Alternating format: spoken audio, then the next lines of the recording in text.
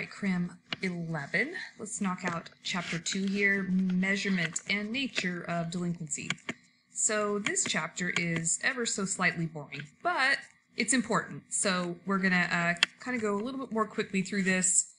But of course, it's always important for us to study the trends in crime. We want to know what kind of crime is happening where. We want to know if there are spikes in certain types of criminal behavior. We want to know if there's a demographic of a certain person that is a type that is committing a certain type of crime.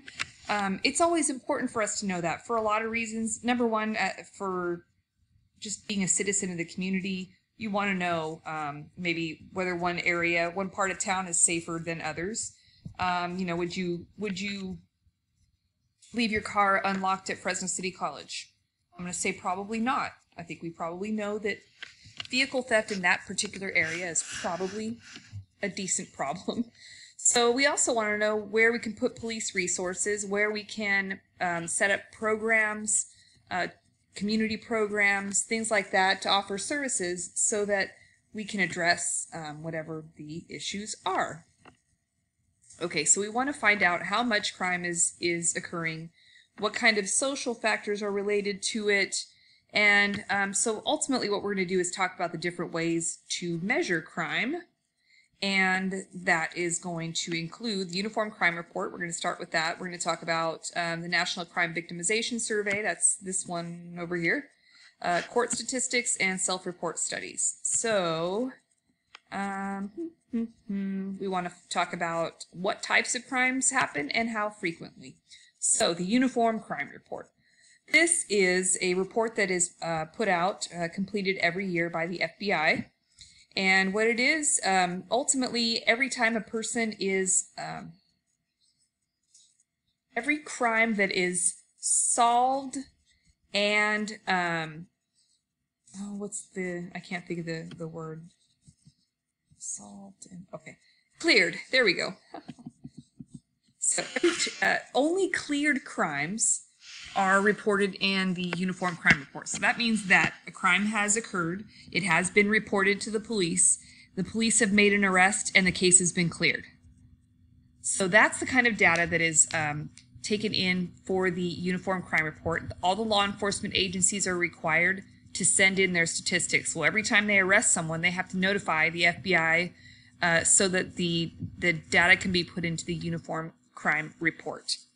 So there are a couple of different types of offenses, and I'm probably not going to ask you about this, but part one are more of the serious violent crimes, as you see here, and then part two, more of the property-related crimes. Not that these are not serious, because arson definitely can be pretty serious, but police departments across the United States every month are required to turn in data regarding those arrests.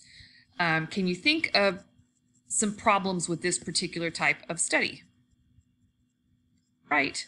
People don't report that many crimes. A lot, probably half the crimes that occur in our communities go unreported, that we don't even know about them. Secondly, these are only cleared crimes, so not only does a crime have to be reported, but there has to be an arrest in the case, and it has to be a cleared offense in order for it to go into the FBI's Uniform Crime Report.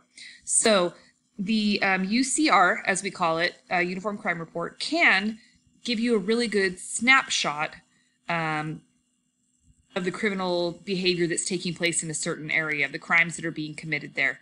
But does it really bring in all of the criminal behavior, all the crimes? No, not really, because we know that there are a lot of reasons why people might not report crimes. When I teach this in class, I will typically ask how many of you have had your cars broken into. And probably, 10 people will typically raise their hands. And then I'll ask how many of you called the police. And probably half of them called the police, only because they needed a police report number for their insurance. And the other half said, it just really wasn't worth it. It was kind of a waste of time. What were they going to do? So that's just one reason why people don't report crimes. There are a lot of other reasons. Maybe there's fear of deportation. the guys that go downtown and they sell like ice cream or corn or fruit or stuff like that, down like by the courthouse, unfortunately, those guys get robbed quite frequently because they're afraid that if they, I shouldn't say that, the people who are victimizing them know that they're probably not going to call the police because they have fear of being deported, which is really, really sad. Some people won't call the police because they don't trust the police. Other people won't call the police because maybe they were doing something shady when they became victimized. So anyways, there's about 1 million reasons why people wouldn't call the police. Another source of data for the juvenile system is the juvenile courts. So every court in the United States sends all of their court statistics. So every case that's gone through the courts will go and be put into this report of juvenile court statistics. So was it 2014, they handled about 1 million cases, delinquency cases in the United States. 56% of those went through formally, meaning there was a petition. A petition is the same thing as, it's a document that has the formal charges on it. 44% of those cases, the prosecutor decided to handle informally. Here's a little chart thingy-majiggy that shows kind of all the things that happened. Intake decision, intake disposition, judicial decision, judicial disposition. So this basically means this line here is all the cases that actually went to court. This line here, all the cases that were handled informally. And we'll talk a lot more about that as the class goes on. Self-report studies. This is another way to gain information. Ultimately, something could happen like the DOJ could call me and say, hey, Fernandez, we want to do a self-report study in one of your classes. And I say, okay. And you all get a survey, and you take it, and you talk about all of the criminal behavior you have been involved in, all the crimes you have committed and not been arrested for. So what they want you to do is basically tell on yourself, but it is an anonymous survey, of course. So they're hoping that they're going to get a more honest answer because it's an anonymous survey and they're asking you to basically rat on yourself. So sometimes some people would argue that this is a good way to get, real information. Other people would say that why wouldn't you lie? So a self-report study is just another way a regular citizen like you or me might get a survey that says, hey, have you ever committed a crime and not been caught? I know, right? Why would you? But anyways, it does say a large number of juveniles who self-report an arrest history have no official history of arrest, meaning it's not true. And a sizable portion of the juveniles with an official arrest record also failed to report that they'd been arrested. So basically, this is just proof that these surveys are not very reliable. National Crime Victimization Survey. This is another survey that's very similar to the self-reports like we talked about here, except this is a survey where just a regular everyday citizen is going to talk about the crimes they have been the victims of. And it is anonymous, and it's just another way to gather data. This study shows juveniles are highly overrepresented in comparison to other age groups among those victimized. Probably not a surprise to a lot of you. Juveniles between the ages of 16 and 19 experience the highest victimization rates for all violent crimes. For all violent crimes. It doesn't just say for juvenile violent crimes. Really sad, right? Youth between the age of 12 and 15 have the next highest rates. Why are juveniles victimized at a higher rate than adults? Easy, probably, right? Because juveniles typically rely on other people. If any of you had the chance to watch the Gabriel Fernandez Netflix documentary, you're going to be right on board with understanding why that poor kid had no chance. And there's a lot of young people, they rely on their parents to care for them. If their parents aren't taking care of them, then they have nowhere to live. They have nowhere to go. And so juveniles are particularly vulnerable because of the amount of reliance they have on others, and for a lot of other reasons. But males are more likely than females to be victims of most violent crimes. And African Americans are more likely than whites to be victims of violent crimes. Cohort. This is a different type of study.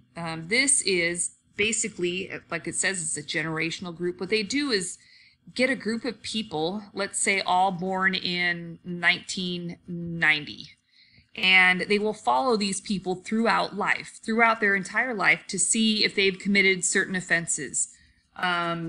It's a long-term longitudinal study. A lot of times they'll do things like study twins. If you were, twins born between 1970 and 1980, they follow you throughout life to see, if one twin committed a crime, was the other one also more likely to commit a crime? So these cohort studies they can be really interesting, but they obviously take a really long period of time. I have some friends who have been married for something like 55 years, my parents of some friends of mine, and they belong to a study, a cohort study, that started the year they got married, where every year they answer some questions about how to stay happy in your marriage.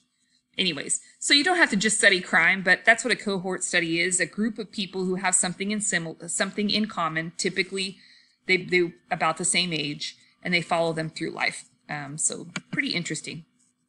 So how do social factors, and we're going to get into this in depth throughout the semester, but gender, socioeconomic status, and race and ethnicity.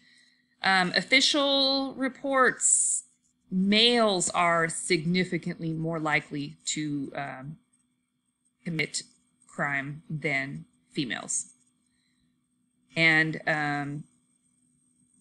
which is weird, because in our last slide just say victimization data shows that adolescent females are victimized more than adolescent males, but boys are definitely more likely to be delinquent. Official arrest statistics. Now, we remember these are official arrest statistics. This means that a crime was solved, all that kind of stuff. Report that African Americans are overrepresented in arrest, conviction, and incarceration relative to their population base. So this is something that we are focusing on right now as a society, and the facts, the numbers are there, showing that it is true that African Americans are overrepresented in the criminal justice system.